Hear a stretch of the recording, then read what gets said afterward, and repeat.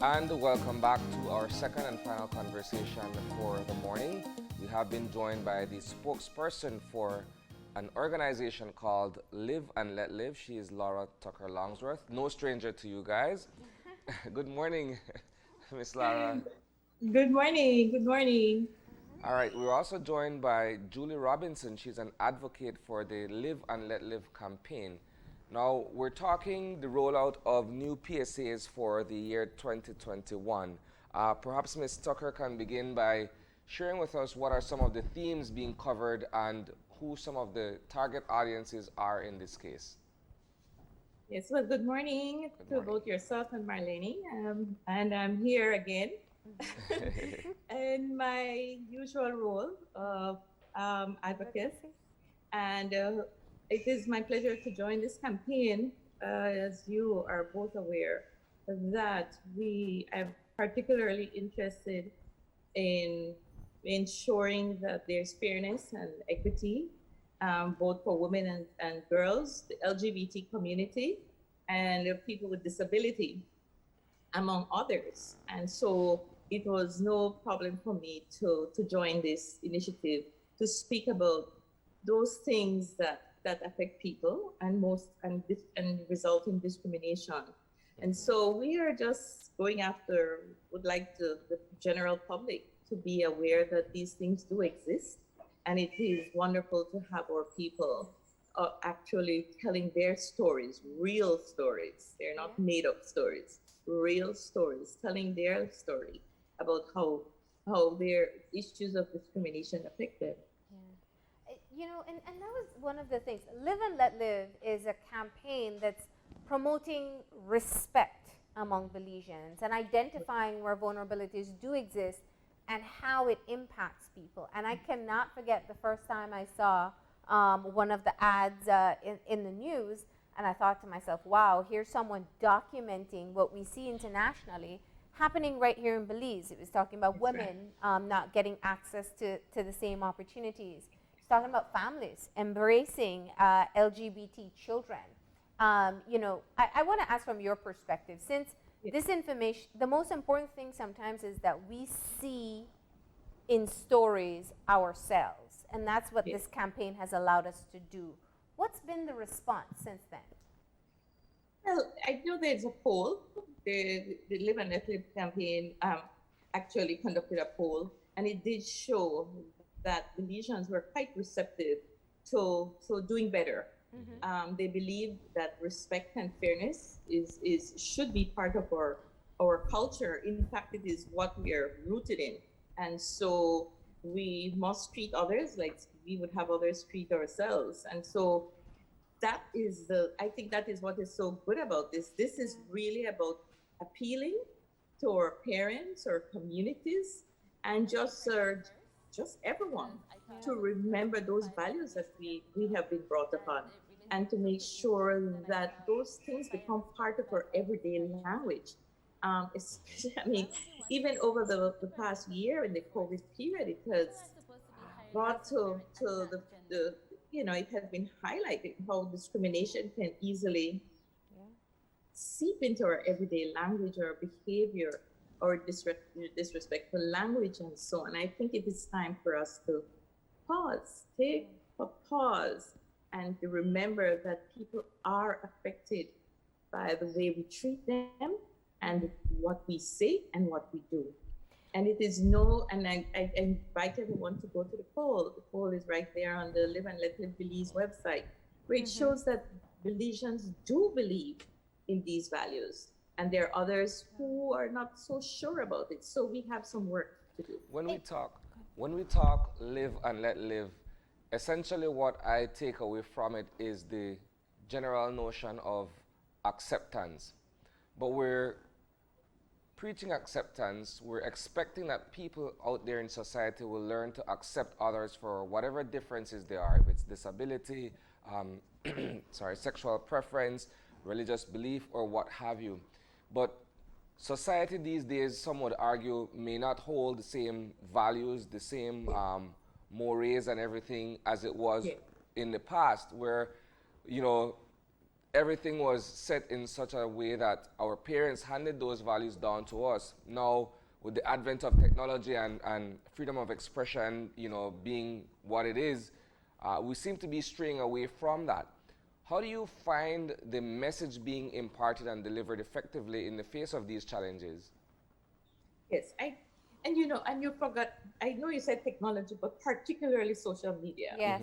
And social media has been used negatively to impact Yeah. negatively on people's lives, and I think that we need to keep that there. Even though social media is a wonderful thing, here we are, the platform, we're on a Zoom platform, reaching out and talking as a result of the COVID period and all that. But I think that we've got to. Families are suffering. Families are suffering. Families are marginalized. Our people with disability are not being treated fairly. And I think that as a community, we should even start to reflect on that. Do we have access for them so that they can get into our buildings and be on the sidewalk, and can we find jobs for them that they can do? It's that kind of thing. So you speak about receptive. I think that the families, more families than you know, are affected in one way or the other by these various factors that facilitate discrimination. That person may be infected or affected by HIV and AIDS. There's a stigma that's attached. There's a whole issue of women being unfairly treated, not being paid the right kind of salaries that they deserve, and even dominated by the male-female interaction. And I really think that the more we speak about these things, the more our communities will have something a little bit different to reflect on. And so I think that that is what is nice about the Live and Let Live campaign. And I'm excited to see all the new videos and all those persons who speak about their own experiences. And I think what is very important to mention here is that these are real life Belizean and Belizean stories and experiences. It's not actors that are enrolled. And that's a great way to get Julie into the conversation, because Julie, you're going to be a part of the 2021 campaign talking about discrimination when working in a male-dominated field. Tell us a bit about yourself. Thank you, Berlene, and good morning. Good morning, Miss Laura. It's really interesting. I mean, I have, my career has spanned about 25 years, and when I first started, it was in marine research, marine biology. I was out in the field in very remote settings and surrounded by men. It was all men. I was literally the only woman sort of working in this field at the time. Or there were very few out there. And it's amazing the difficulties that I faced early on in my career, the battles that I faced, the things that happened. But I'm also here to also tell a positive story about where we can be and where I am now. But if I could just I just have to share this because it was really the most egregious example of discrimination that I faced as a woman. Was being out in a very remote setting. I had all male staff that were reporting to me, and my assistant, I was telling him that we needed to do X, Y, and Z. And he actually turned around and he looked at me and he said, the only woman that can tell me what to do is my mom, and you're not my mom. And I'm like, okay, well, you know what? And I was much younger then, but I grew up in a very strong family with strong values. And I looked at him and I said, well, you don't have to work for us, you can leave. But it was, the interesting thing is that happened almost over 20 years ago. And I still remember it. It was like a real punch, it was a blow. It's like, no, you're a woman, you can't tell me what to do because you are a woman. And I had to kind of stand up tall and make myself feel strong and say, no, actually, I can't tell you what to do and I will. But it's been, I've seen a whole, I've seen a sort of transition. And yes, we're definitely talking a lot about raising the awareness and letting there be acceptance for for all groups, for women, for LGBTQ, for the people with disabilities. But the other thing that I do want to say is that there are some really great solutions out there. I happen to work for a company now that is all about empowering women. Our CEO is a woman. I work in a region, the Latin America region, where in 9 different countries, only three are, there are 6 leaders, 6 directors. So it's being led by women. And, I think we have very, very strong values for diversity and inclusion and equity. And so I think it's important, not just about telling the stories, but I think it's also important to show examples of how we can do things differently and how we can make sure that the workplace is a safe place and it is a place where everybody's empowered to be the best that they can be. Julie, sharing the story now, and I love that you can say, this is 20 years ago and you have seen the difference. But what difference would it have made for you back then? Had you heard from other women that this would be a part of the reality? I think had I heard back then, I would have been even more adamant about pushing the issues. I would have been more adamant about sharing stories, about letting people know that this exists and it is rampant throughout our society. And I would be pushing for change. At that time, I was much younger. I did not know. I was just kind of, looking out for myself and just trying to get through the day-to-day activities. But I'm older now, I'm wiser, and I do want to be a spokesperson. I do want to see even more change. And so that's kind of why I'm here now. And what's your hope in sharing your story now? My hope is that people will see this, people will look at the examples that are out there. I mean, you can actually go to our webpage. So I work for the Nature Conservancy. Yes. There's a nature.org. If you go there and you type in diversity, equity, inclusion, you will see everything that pops up and all the different things that my organization is doing. And you can learn from that. I mean, we've set aside, for example, a very simple thing. We have groups across the organization. There's one that's called Women in Nature. So this is a group that's set aside for women. Men can be a part of it. Anybody can be a part of it. But the main focus is to really celebrate women that are working in conservation. It's a platform for talking about the challenges that we face, our concerns, and that goes right up to our CEO. So I think these are really great examples. So my message, if anything, is that there are really great tools out there. We can learn from one another and we can make this a much better place for everybody to just feel safe and be really comfortable in a workplace. Now, Ms. Lara, let's Yes. talk for a second about some of the touchier issues in our society. The LGBT stories that were shared in last year's campaign, I found them particularly touching, where a mother who identified as Christian spoke of embracing her son's sexuality. And I just wondered, the minute I see it, I'm like, how did they get her to share that story? Is it hard to get people on board to say, this is who it is, this is my story, and I'm okay with all of Belize and beyond knowing it?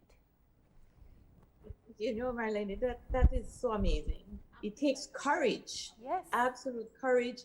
And it takes that decision for a mom to want to open the way and the pathway, for their children to just live and survive and be respected and be able to participate.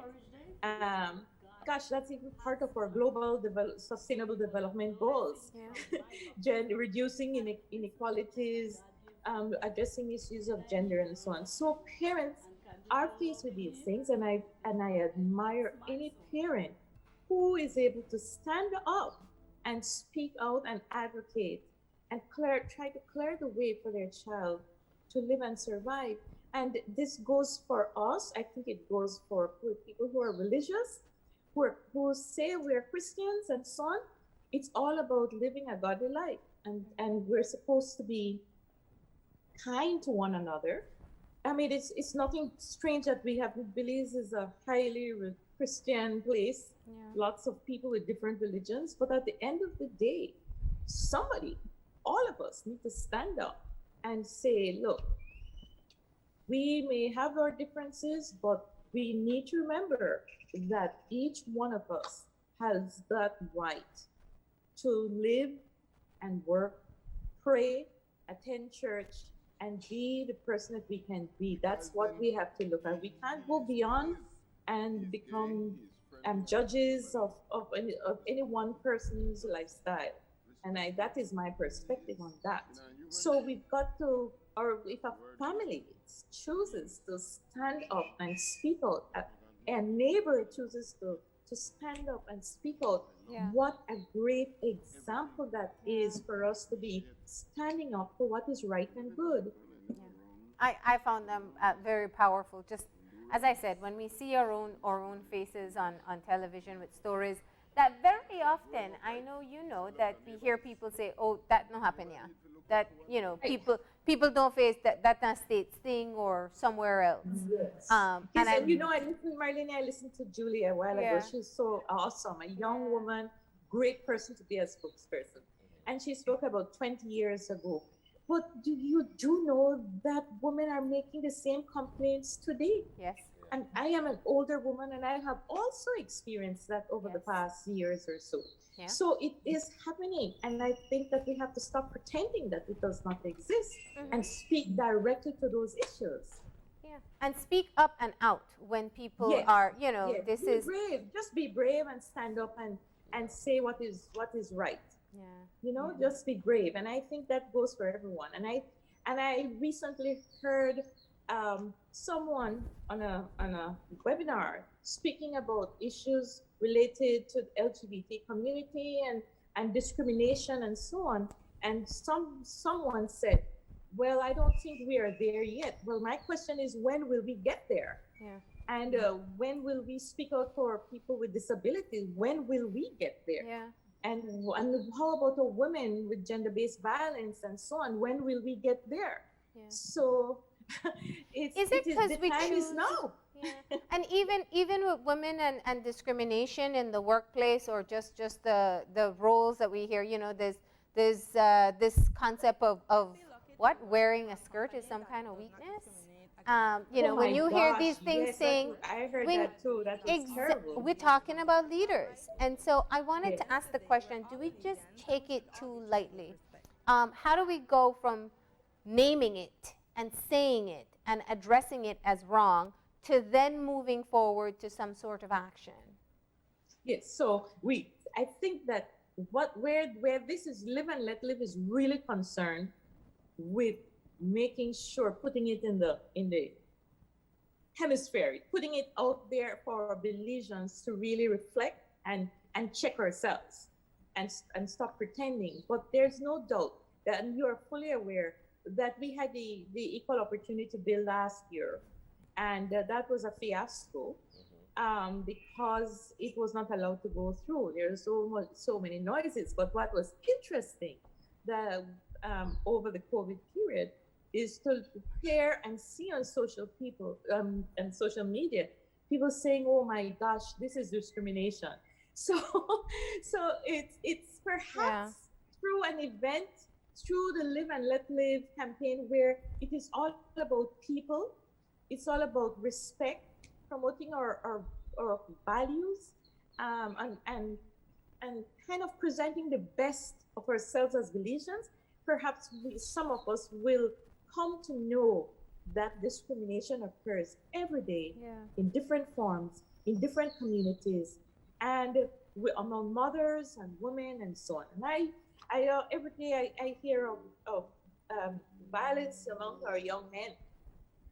I grieve for our mothers because then they are marginalized. Perhaps we have to come together and give some real-time support to those mothers so that they can have an opportunity to be peaceful, to be secure, and these kinds of things. This is where we need to go as Belizeans, and all of us can do our part. Yeah. Julie, just as we start to wrap up the conversation, I'd just love to hear from you how in the years since the experience that you shared, your first experience in realizing that you would be treated differently as a leader of an organization as a woman, or there would be some challenges there. How do you impart that message with the women who are now joining in the field of fisheries and marine science? Well, I always advocate for women to, for you to be strong. There will always be challenges out there, and the reality is it doesn't matter what gender you are, there are challenges. So it's to be strong, to depend on those people that are part of your close family unit that support you. I think that is really important. One of the things that I do want to say, it's that it does start in the home and in the family, this discrimination. And so, for example, I mean, one of the things that my parents instilled in all of their children and myself is that, they said, even though I grew up in a Roman Catholic home, it doesn't matter, your religion, it doesn't matter who you choose to love, and it doesn't matter who you choose to vote for, right? They'll never allow that to get to get between the family. And I think values are really important. So for young women, having those strong values, and holding on to those, and that I think gives you strength in being able to move forward. Also looking for a mentor. I have mentored many women. I'm mentoring women now. I think that's, if you are able to find a woman who has been through it, who has experienced that and has come out the other end being stronger and more empowered, I think that's really important. So finding very strong mentors is key. All right. And Ms. Laura, I know you are going to introduce the 2021 campaign. Yes. So this 2021 campaign has, first of all, we have somebody speaking about people living with disabilities, and that will be Mr. Tios, a Belizean man living with diabetes, who is a double amputee and a wheelchair user.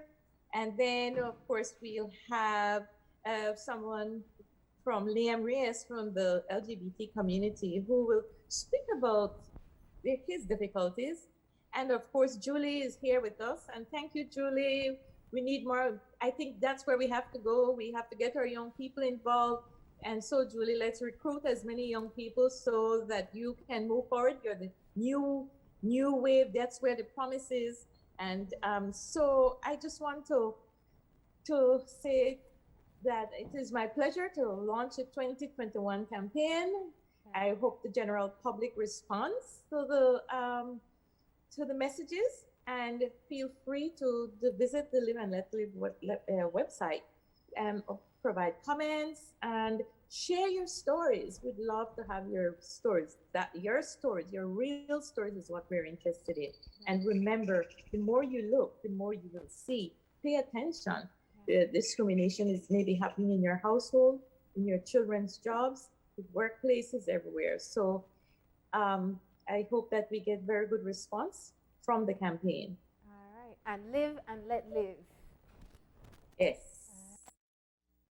Live and let live mean to you? Live and let live means everyone having the freedom to be themselves. Live and let live means that I can be a mother and have a career. It means treating people the way you would want to be treated. And making sure your business is accessible for all Belizeans. It means that everyone deserves to be treated with dignity and respect. It means to love your children no matter what. It means to support people who face discrimination. It means that men and women should be treated equally at work. It means that everyone is able to contribute to building Belize. It means saying no to all forms of discrimination. It means love your neighbor as you love yourself. Live and let live. Respect for all Belizeans. All right, nice. Yes. Nice. Done. Yeah. So we look forward to the comments. So I feel like as we go back to school, this needs to be the indoctrination in our children. Yeah, let's be honest. There are people who are very open-minded and very accepting, and I would want to say many of us are. But unfortunately, if you go online and you see the vitriol, you'll believe otherwise about our society. So it's great to see people stepping up, putting their face out there, putting their stories out there, and reminding us that many of us are at that place where we are willing to embrace each other and respect each other. And it's wonderful to see our young people and mature people coming together to really share experiences and to understand and mentor, because we need to continue to mentor those that we come in contact with, to let them understand what it is that they're seeing and experiencing. And so I look forward to many other young people coming on board and telling their stories, influencing their peers, and to remember that it is important to give respect, be fair in our interactions, be kind to each other. Yes. And give us all a chance to live and survive just the same way we feel about ourselves. All right. Well, thank you very much, Julie, and thank you very much, Ms. Lara, for having this conversation with us. And once again, if you'd like more information, you can find Live and Let Live on Facebook, and you can also check out their webpage and YouTube channels. Thank you once again. Stay safe.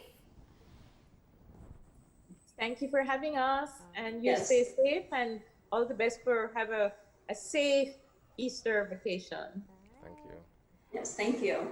And with that, we're going to go ahead and take our break, and we'll be back in a few. Stay tuned.